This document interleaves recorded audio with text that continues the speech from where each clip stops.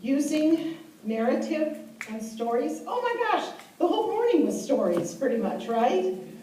Stories and narrative is our strongest kind of memory. Anything that can have a story wrapped with it, and that's why that imaginative play is so important, because it builds that story piece. And if you can add in an emotional component to it, bingo. It will stay with the kid, it'll stay with you, and you'll build on that, be able to build on that much more efficiently. All right, my example always is of Three Little Pigs, partly because it's so perfect for executive function skills, but also, I mean, you see what we put in here, right? Organization, and we've got organization and self-regulation and time management and goal setting, but there's also a strong emotional component to this, and it's in a family setting. So it becomes kind of an ideal representation of using a story. All right, now, I would love to have one volunteer from the US here and one volunteer from Canada. US? Canada, come on down. US, come on down. You ladies are going to help us be our neuroscience representatives, complete with the white coats. You can come now, okay? So I got to tell you, I had a lot of anxiety about this. I thought, I don't know if this is going to go over real well. I mean, I work with educators, and we all love this stuff, right? Yeah. But I thought, I don't know, is this going to be good? Well, it took me about 10 minutes of the time before. And I said, oh yeah, it's going to be great. So put on your white coats, ladies. And now, one of you is going to use the easel over there. And are there markers on that easel? If not, we'll just... Yeah, there are markers. Yep. And the other one is going to... Okay. Who would like to turn it on? Thank you. The other one is going to come up to you all, and let's hear about the connections that you made with Discovery Toys as, thank you. Here we go.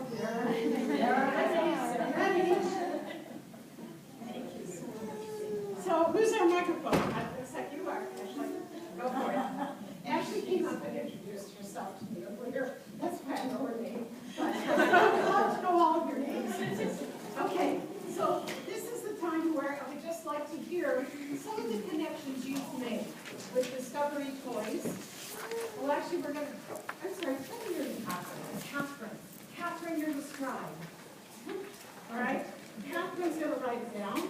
And actually, you're going to find our volunteers here who have something that you have connected with in terms of Discovery Toys and what we've been talking about. This is beyond what we've already done before. Could be a particular toy, could be an idea you have, any kind of connection. All right, Ashley? First person here. A whole new way of doing my home parties. Ah, say more about that. Well, we talked about, people have talked about they feel like their parties aren't fun. So I'm going to start with what you said. We are here about the F word. That's how I open my parties. We are here about the F word. Oh, Sherry, she's awesome.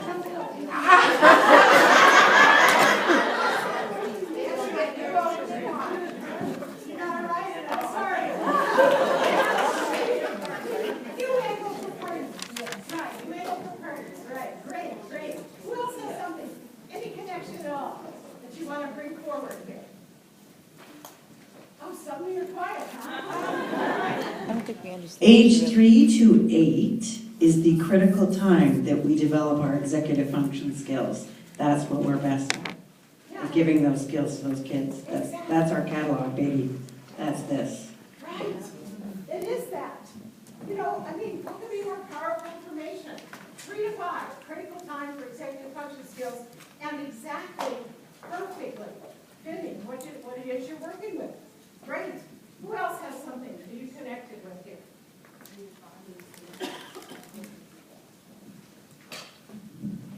That our products have staying power. When you said it's not one and done, these are things that are going to be in your family for generations.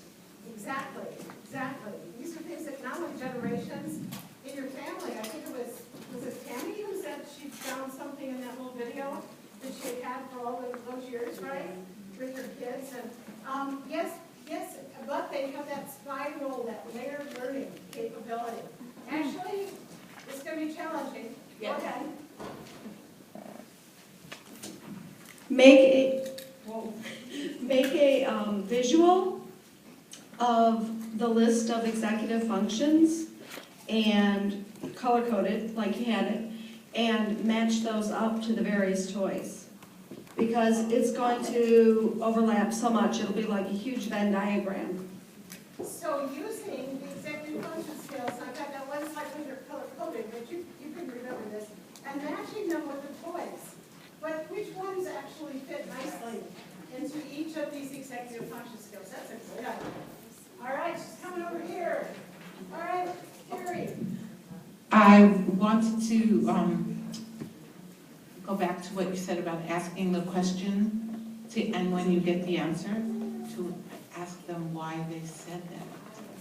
And it just gets them back into, well, what am I thinking? I love that. Always following up that, tell me more. Tell me more. Because what happens when you do that with people is not only do you find out that they know about it, but usually people go in something that's more personal, which is, exactly what we're looking for, and that's the way all of our learning works best. Actually, I'm going to ask you to choose one more person, maybe coming down this side. Do we have somebody over here? All right, good. Last one, only because I know I'm going to start getting this pretty soon. Then the hook comes out. It kind of goes with, somebody said over there about the chart, and I was just thinking about, like I was looking at the focusing and maintaining attention, and then MarbleWorks there, but I was thinking how so many of our products fit into so many different executive functions, like just that one product, because MarbleWorks, for instance, I think would definitely fit into the flexibility, adaptability. And probably more than just those two. I can't remember them all now. But I just think that would be kind of neat to show how many categories, like that one toy, for instance, could fit into. Yeah, so even a different way to look at categories and look at the way the executive functions fit with the Discovery toys. Absolutely. Come on down. Let's give our turn.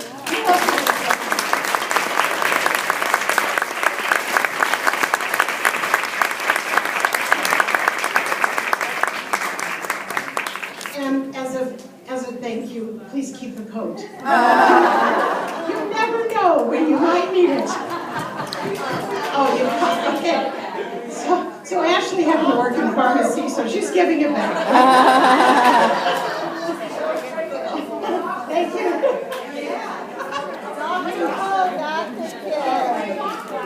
That's so funny. These are the functions All right, so I'm going to close it up here. Just a tiny bit about the work that I'm doing most of my time. Working on executive function skills. The Corporate Foundation has funded a preschool executive function skills curriculum, which will be finished a year from this summer. We're really excited about that. This is Fontaine Thomas. He just won the Golden Apple, if any of you are familiar with that. He's our lead teacher. Yeah, he's awesome. He's our lead teacher on his project. We're lucky to have him. I snapped this picture in his classroom. I hang out in his room whenever I can. He teaches preschoolers, as you've already guessed.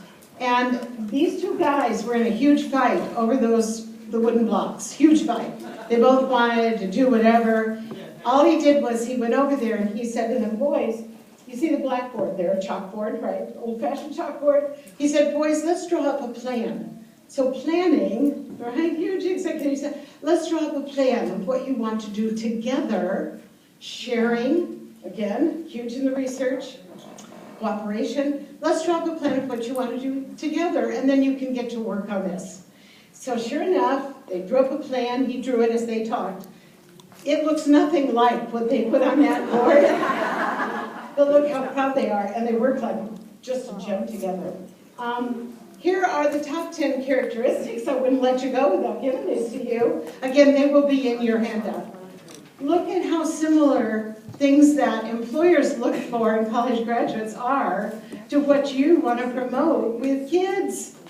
It's the very same thing that kindergarten teachers would say they look for in their preschool kids or kindergarten, their first, second, third graders. Frankly, we like to see these in high school, and employers, it's all the same, right? And they're all executive function skills, the ones in yellow. Okay, we have one more video. Ben will get the last word here. I want you to watch, as you watch this video, I want you to watch for what we call an intentional, sorry, here it goes, an intentional mistake. I wonder how you can figure this out, Benny.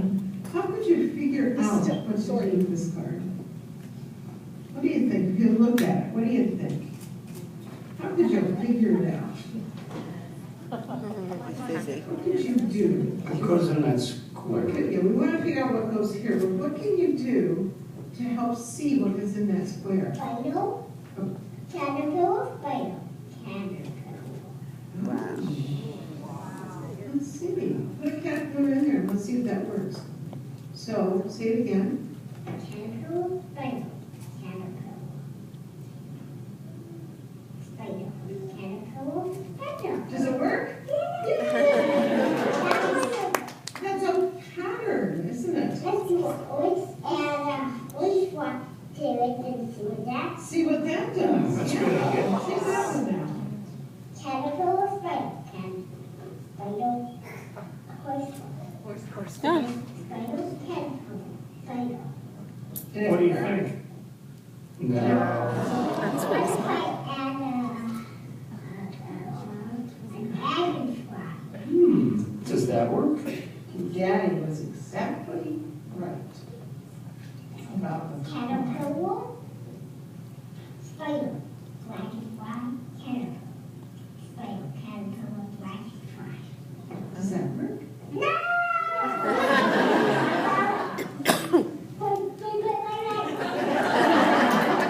All done.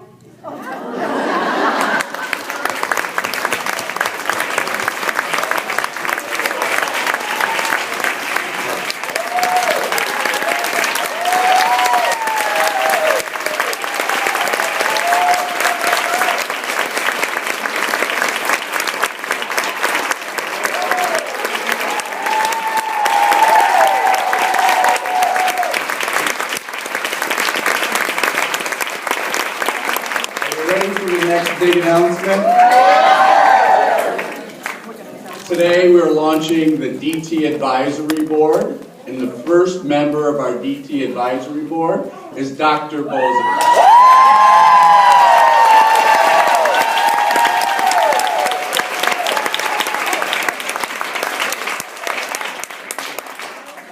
Thank you. That was really awesome, and spot on and awesome. I really appreciate you. So next is Teresa, right?